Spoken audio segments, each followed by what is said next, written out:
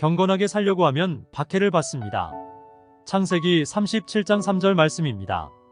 요셉은 노년에 얻은 아들이므로 이스라엘이 여러 아들들보다 그를 더 사랑하므로 그를 위하여 채색옷을 지었더니 그의 형들이 아버지가 형들보다 그를 더 사랑함을 보고 그를 미워하여 그에게 편안하게 말할 수 없었더라. 요셉이 꿈을 꾸고 자기 형들에게 말하매 그들이 그를 더욱 미워하였더라. 아멘. 요셉은 어릴 때부터 아버지 야곱의 총애를 받으며 살아왔습니다. 아버지에게는 총애를 받지만 형제들에게 미움을 받게 됩니다. 한쪽으로부터 총애를 받게 되면 또 다른 한편에게는 미움의 대상이 되게 됩니다. 신앙생활을 열심히 하는 사람을 보고 존경하고 기도해주고 위로해주는 사람이 있는 반면 시기하고 미워하고 넘어지기를 바라는 사람도 존재하는 것입니다. 사촌이 논을 사면 좋아하는 사람도 있고 배가 아파하는 사람도 있습니다. 요셉은 애매하게 미움을 받고 시기를 받습니다. 아버지 야곱이 다른 아들보다 더 사랑해주기 때문에 미움을 받게 되고 하나님께서 주신 꿈과 비전을 이야기하다가 형제들의 미움을 받게 됩니다. 하나님의 꿈을 가지고 비전을 품고 열심으로 살려고 하면 핍박을 받게 됩니다. 무릇 그리스도 예수 안에서 경건하게 살고자 하는 자는 핍박을 받게 되는 것입니다. 하나님께서 꿈을 주시고 사명을 주신 모든 믿음의 선진들은 하나님의 뜻을 이루기 위해서 많은 핍박과 미움을 받았습니다. 예수님이 대표적이었으며 사도 바울도 자신의 달려갈 사명을 다 마치기까지 자신의 생명을 조금도 귀하게 여기지 않을 정도로 힘든 경주를 하였습니다. 하나님께서 주신 꿈과 비전이 잉태되어 이루어지기까지는 많은 미움과 고난과 고통의 길로 들어서게 됩니다. 요셉은 꿈 이야기만 하였는데도 미움의 화살이 날아오게 된 것입니다. 목회자와 직분자의 사명을 받는 순간부터 어려움은 시작이 됩니다.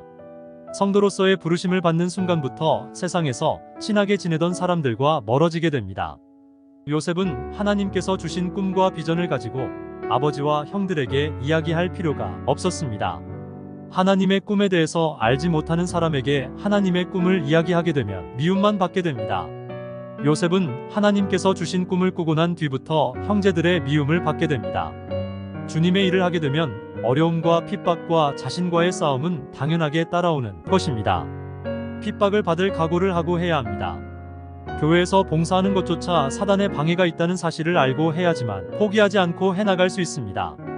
마태복음 5장 37절에 오직 너희 말은 옳다 옳다 아니라 아니라 하라고 하셨는데 정확하게 하나님 말씀을 따라서 예 아니오라고 올바르게 이야기하게 되면 하나님께는 칭찬을 받지만 세상에 사는 동안 많은 미움을 받게 되고 외로운 길을 걸어가게 됩니다.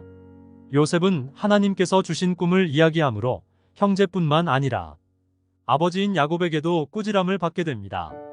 그리스도인의 참된 형제는 누구입니까? 하나님의 꿈과 비전을 품고 나아가려고 할 때 함께 해주고 도와주는 사람이 내 형제여, 내 어머니입니다. 느헤미야가 성전을 보수하려고 할 때 방해하려고 하였던 도비야와 삽비라와 같은 사람은 형제가 아닌 것입니다. 요셉과 함께 있었던 11명의 육신의 형제가 모두 자신을 미워하는 존재가 되었습니다. 그리스도인의 가는 길에는 어느 누구의 도움도 없다는 사실을 알게 됩니다. 오직 성령께서만이 가는 길을 아시고 인도해 주시고 필요할 때 도와주십니다. 하나님께서 주신 꿈을 가지고 비전을 품고 말씀에 순종하며 살아가려고 하면 여러 가지 방해와 미움과 시기와 어려움이 다가오게 됩니다.